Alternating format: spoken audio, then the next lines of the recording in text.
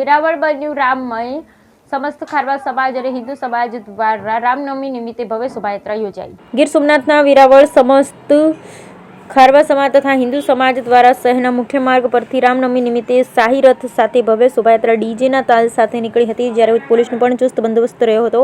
ગીર સોમનાથના વડા મથક વેરાવળમાં આજરોજ સમસ્ત ખારવા સમાજ તથા હિન્દુ સમાજના પ્રમુખ જીતુ કુહાડાના અધ્યક્ષસ્થાને તિકમરાય મંદિર શાહી રથમાં ભગવાન શ્રી રામની ભવ્ય શોભાયાત્રા નીકળી। શોભાયાત્રામાં સુંદરકાંડના પાઠ, ધાર્મિક ધૂન મંડળીઓ, ડીજેના તાલ, બહેનોના રાસ, ગરીબ અબીલ ગુલાલનો છોડો અને ભગવા ધ્વજ અને કેસરી સાફા સાથે હજારોની જનમેદની ઉમટી પડી હતી।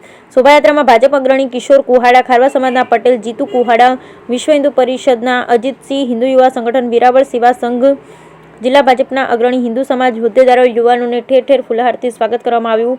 સામાજિક સંસ્થાઓ દ્વારા ઠેર ઠેર પાણી, ઠંડા પીણાના સ્ટોલો રાખવામાં આવ્યા હતા। સમગ્ર માહોલ અયોધ્યા જેવો જોવા મળ્યો હતો, જાણે વનવાસ બાદ ભગવાન શ્રી રામ પોતે વેરાવળમાં પધાર્યા હોય તેવો માહોલ સર્જાયો। તમામ હિન્દુ સમાજ રાજકીય આગેવાનો એક થઈ આ શોભાયાત્રામાં જોડાયા હતા। કોઈ અનિચ્છનીય બનાવ ન બને તે માટે પોલીસનો પણ ચુસ્ત બંદોબસ્ત તૈનાત કરાયો।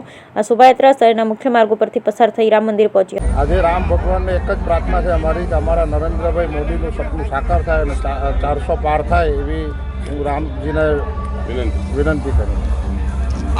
રામનવમીનો મોટામાં મોટો અમારો તહેવાર કહેવાય। વર્ષોથી પરંપરાગત અમે વરઘોડો કાઢીએ તિકમભાઈ રામેશ્વર રામ ભગવાનના મંદિર સુધી, અને આજ સારી રીતે બહુ બધીથી વધારે ઉત્સાહથી બધી પબ્લિક છે।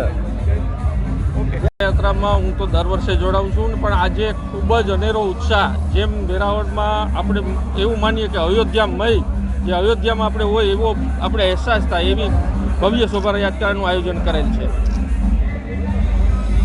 આ વેરાવળમાં વર્ષોની પરંપરાગત જે તિકમરાયજી મંદિર છે ને ખારવા સમાજ જોઈન્ટમાં વર્ષોની પરંપરાગત જે રામનવમીનો વરઘોડો કાઢે છે, અને આજે હું તમને કહું કે નવાબ ટાઈમમાં પણ વરઘોડો નીકળતો હતો।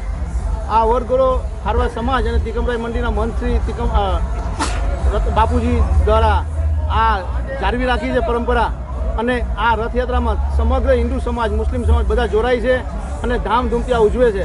અને વેરાવળમાં જાણે એવો લાગે કે અયોધ્યા જેવો માહોલ થઈ ગયો હોય। અને આમાં મુસ્લિમ સમાજ દ્વારા પણ બધી જેટલા રથયાત્રામાં શ્રદ્ધાળુ આવે છે એનો સન્માન કરે છે, હારતોળા કરે છે, અને આખા રસ્તામાં ઠંડા પીણાની વ્યવસ્થા કરી બધી યુવાનો દ્વારા।